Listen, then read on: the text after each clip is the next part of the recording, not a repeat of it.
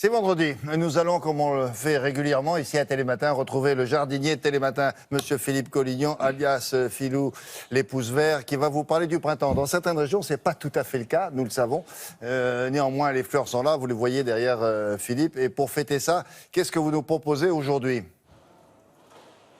Eh bien, bonjour William, bonjour à tous. Pour fêter le retour du printemps, enfin presque, je vous invite à avoir un balcon fleuri toute l'année, même à l'ombre. Alors c'est vrai que souvent un balcon mal exposé, c'est souvent un lieu de stockage, une cave en plein air. C'est normal car les déconvenus sont assez nombreux si on ne choisit pas les bonnes espèces. Il y a des espèces que l'on connaît, qui sont faciles à entretenir, n'oubliez pas ça, pour l'ombre. Exactement, à la fraîche ce matin, je vous ai fait 3 compositions qui résistent justement à l'ombre, à des balcons mal exposés. Alors déjà, il faut choisir des pots un peu Pepsi, un peu colorés pour réveiller un peu ces balcons à l'ombre. Et puis, vous allez choisir des espèces adaptées, comme par exemple les arômes qui sont en pleine floraison et le blanc, ça réveille vraiment les balcons à l'ombre. Des feuillages panachés comme les hostas, il y a des dizaines de variétés, donc là c'est vraiment la plante par excellence. Également on peut y mettre des plantes un petit peu plus hautes comme les érables du Japon à feuillage vert tendre, cela résiste très bien. Et puis en ce moment vous avez la pleine floraison des Dicentra spectabilis qu'on appelle les cœurs de Marie. Vous les avez aussi en version blanche, ce qui permet un peu de réveiller et d'alléger les compositions. Deuxième composition, un peu plus petite, un peu plus blanche. Vous avez les astilbes aussi qui résistent très bien à cette exposition et qui donnent vraiment du corps à l'ensemble avec une légère transparence. Vous avez les skimia aussi, une plante de terre bruyère extraordinaire qui est en pleine floraison. Les fougères que l'on n'oublie pas à l'ombre. Et puis regardez les petites pervenches en pleine floraison également, floraison mauve, mais un feuillage très panaché qui permet aussi de réveiller tout ça. Et puis autre chose pour l'ombre, aussi en ce moment, vous avez aussi une autre plante de terre bruyère avec les jeunes pousses du printemps qui sont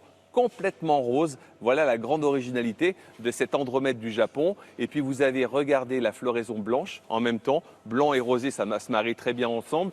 Qu'est-ce qui marche aussi? Eh bien, regardez les désespoirs d'épines qu'on appelle les euchères. Il y en a des dizaines de variétés. Et puis, on peut y mettre quelques dahlias et puis quelques bégonias, justement, pour réveiller l'ensemble.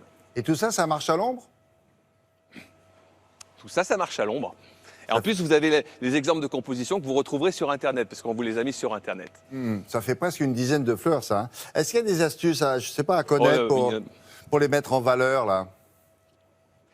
Exactement. Les astuces pour les mettre en valeur, il faut du blanc. Le blanc à l'ombre, ça marche très bien, comme par exemple les hortensias qui sont en pleine floraison. Et le blanc aussi, le truc à savoir, c'est que c'est un élément de transition. Par exemple, si vous avez des couleurs très sombres, comme par exemple ce pélargonium qui est en pleine floraison, pour passer à une couleur plus claire, comme par exemple également cette plante-là, cette malvacée, eh bien vous allez prendre du blanc, ce qui va vous permettre de faire une transition entre des couleurs fortes et des couleurs plus claires. Et ça, c'est l'astuce, qu'on soit à l'ombre ou au soleil. Le blanc, c'est la solution justement pour passer d'une couleur plus sombre à une couleur plus claire. Alors justement, vous parliez de l'ombre il y a un instant, il y avait une dizaine de fleurs dans vos 3 compositions. Là. Oui. Alors maintenant, on passe au sud.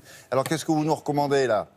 Pleine lumière, plein soleil. Alors au sud, il y a beaucoup plus de choix pour le sud, hein, évidemment. Alors, quelques exemples de composition aussi que je vous ai fait ce matin. Pour le sud, déjà, on choisit des contenants qui ne sont pas non plus trop Pepsi, parce qu'en plein soleil, en pleine lumière, ça agresse un petit peu les yeux. Pour moi, je préfère des coloris plus sombres. Alors là, dans le même coloris, bien, vous avez le lauropétale, donc un feuillage plutôt sombre et une fleur aussi tout à fait originale, que l'on peut marier avec du phormium. Regardez cette feuille tout à fait extraordinaire. Cette feuille de phormium qui se marie très bien avec la précédente, qui donne de la légèreté à l'ensemble. Et c'est vraiment une plante par excellence de plein sud. Et puis on peut associer ça avec des dipladénias, ces petites plantes sous forme de clochettes là, qui vont fleurir presque jusqu'au début de l'hiver, hein, sans discontinuer. C'est une plante qui fleurit, qui fleurit, qui fleurit, qui fleurit. Et puis une composition un peu plus basse, regardez, dans les tons plutôt bleus pour le soleil, parce que le bleu ça se marie bien avec le soleil. Vous avez la céanote qui est en pleine floraison, qui est une plante mellifère, elle attire beaucoup les abeilles, que l'on peut marier avec une petite lavande, une lavande papillon pour sortir de la lavande traditionnelle, que l'on peut rehausser avec une petite touche de couleur, comme par exemple ce pélargonium qui lui aussi va fleurir tout l'été. Et on n'oublie pas le parfum quand on est au sud avec Donc ça, c'est extraordinaire. Ah C'est bah orangé oui, du Mexique qui va bien sûr réveiller l'ensemble. Parce que moi, j'aime bien, comme vous, les parfums. Voilà. Oui, sauf que là où je suis, c'est pas facile. Je sais, j'ai un gros pif, mais enfin, quand même, là, c'est à la distance. Je vous l'enverrai tout à l'heure. Oui, parce que je peux pas vous envoyer le mien. On a l'impression, c'est une idée reçue, Non. peut-être que ces plantes-là sont plus fragiles là, que celles exposées à l'ombre. Non, pas du tout, elles ne sont pas plus fragiles, mais ce qui est important, c'est surtout ce qui les rend plus fragiles, c'est pas tellement la plante, c'est surtout le contenant et le terreau. Il faut prendre du terreau, il ne faut pas laisser dessécher le terreau. Si vous laissez dessécher le terreau, il aura du mal à se réhumecter et c'est là où la plante peut souffrir et mourir. Et puis dans les contenants, choisissez s'il vous plaît des contenants qui sont grands, pas des petits contenants. Un petit contenant va sécher très rapidement, donc minimum 70 litres de volume. Et puis si vous voulez planter des arbustes, c'est minimum 50 cm de hauteur. Sinon, ce n'est pas la peine de prendre des plantes, elles vont dessécher très rapidement en plein été. Oui, c'est ça. Il faut la hauteur et puis le diamètre peut-être, et comme ça on est plus Exactement, tranquille. le diamètre et surtout le litrage. Et puis, un dernier conseil.